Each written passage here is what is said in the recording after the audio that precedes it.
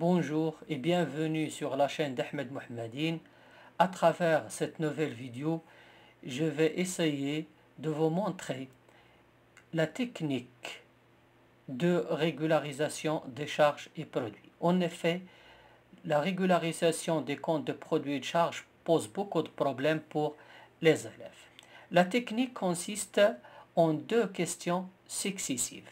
La première question, une fois l'information est lue, il faut être capable de distinguer est-ce qu'il s'agit d'un produit ou d'une charge. Un produit, c'est une ressource définitive et une charge, c'est une dépense définitive. La deuxième question, est-ce qu'il est comptabilisé ou non?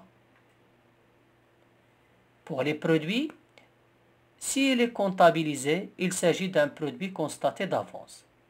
S'il n'est pas comptabilisé, il s'agit d'un produit à recevoir. Ainsi, en cas de produit constaté d'avance, il faut débiter la classe 7. Ça veut dire annuler le produit qui a été constaté d'avance. On sait très bien que les comptes de produits augmentent au crédit et diminuent au débit. Donc, pour diminuer les produits, il faut les débiter. Ainsi, il faut débiter la classe 7.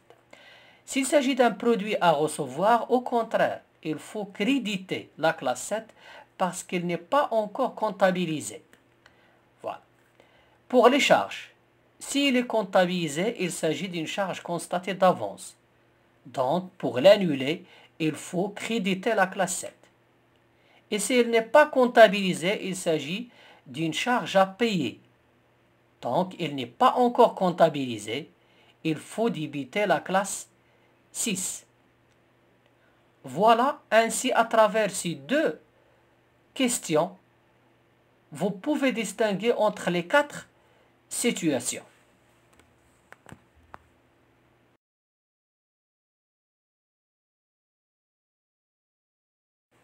Essayons d'appliquer le principe sur les opérations de l'exemple suivant. Donc vous avez 4 opérations et on vous demande de passer au livre journal les écritures de régularisation nécessaires au 3112N. La première opération, elle reste en stock des timbres fiscaux de 5000 dirhams. Les timbres fiscaux sont achetés par l'entreprise, donc c'est une charge. Puisqu'ils sont en stock, ils sont déjà achetés, donc déjà comptabilisés. Automatiquement, c'est une charge constatée d'avance. La régularisation, il faut créditer le compte de charge 61 67 1 droit d'enregistrement et de timbre 5000 et débiter un compte de régularisation actif 34 91 charge constatée d'avance. Deuxième opération.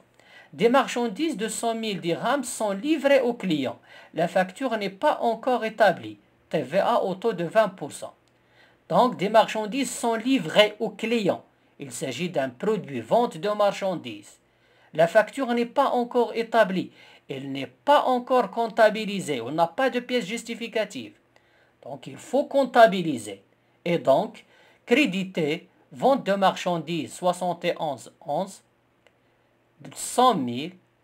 La TVA, il faut utiliser 44,58 état autre compte créditeur qui remplace l'état TVA facturé. 20%, donc 20 000. Et en contrepartie, débiter un compte de régularisation actif 34,27, client facture à établir et créance sur travaux non encore facturables au montant TTC, ça veut dire 120 000 dirhams. La troisième opération. Un emprunt de 60 000 dirhams a été contracté le 1-10N au taux annuel de 10%. La première annuité sera remboursée le 39N plus 1, TVA au taux de 10%. Il s'agit d'un emprunt, donc la charge relative à un emprunt, c'est un intérêt. Donc il s'agit d'une charge. La première annuité sera remboursée. Elle n'est pas encore comptabilisée. Donc l'intérêt n'est pas encore comptabilisé. Il faut comptabiliser, débiter le compte 6311, intérêt des emprunts et dettes. La TVA qui remplace la TVA récupérable, c'est état autre compte débiteur. Et en contrepartie, créditer un compte de régularisation passif 44,93. Intérêt couru et non échu à payer. Attention ici, il faut comptabiliser seulement l'intérêt de l'année N. Ça veut dire 3 mois. Donc 60 000 fois 10% fois 3 sur 12, 1500. Puis un TVA de 10%, 150. Et en contrepartie, 1650. La dernière opération. Un loyer trimestriel de 18 000 dirhams a été reçu d'avance le 1-11-N. Un loyer trimestriel, le loyer peut être une charge ou un produit. Mais vous avez reçu, donc c'est un produit. Elle est reçue d'avance, produit constaté d'avance. Donc il faut l'annuler. Pour annuler le loyer de l'exercice N plus 1, il faut débiter le compte location des verses reçus 71 27 1 et en contrepartie créditer un compte de régularisation passif 44,91 produit constaté d'avance. Attention ici, il faut annuler le loyer de l'année N plus 1, 18 000 fois 1 sur 3, un seul mois. Là, le loyer est trimestriel, donc le mois 11 et le mois 12 de l'année N, puis le mois de janvier de l'année N plus 1. Donc 1 sur 3, ça donnera 6 000. Donc grosso modo, il faut retenir que pour les produits et les charges constatées d'avance, il faut annuler les montants de l'année N plus 1. Et pour les produits à recevoir et les charges à payer, il faut constater les montants de l'année N.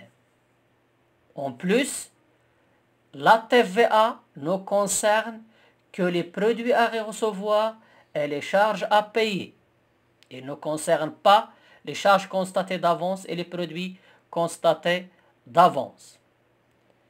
Et la TVA utilisée, c'est état autre compte créditeur pour remplacer l'état TVA facturé et état autre compte débiteur pour remplacer l'état TVA récupérable. Merci de votre attention.